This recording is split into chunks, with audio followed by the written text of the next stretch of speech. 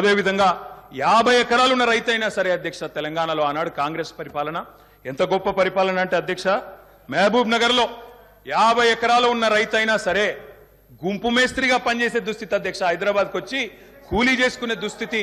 ఇది వాస్తవం అధ్యక్ష, వారికి కూడా తెలుసు. ఒక్క మాటలో చెప్పాలి అంటే తప్పకుండా చెప్తాం, అన్ని చెప్తాం. గౌరవ అధ్యక్ష కేటీఆర్ గారు చెప్తా. గౌరవ కేటీఆర్ గారు ఒక్క నిమిషం, డిప్యూటీ సీఎం గారు మాట్లాడతాం. అధ్యక్ష, ప్రభుత్వం మారింది, ప్రజలు అత్యంత ప్రజాస్వామ్యయుతంగా తీర్పిచ్చారు.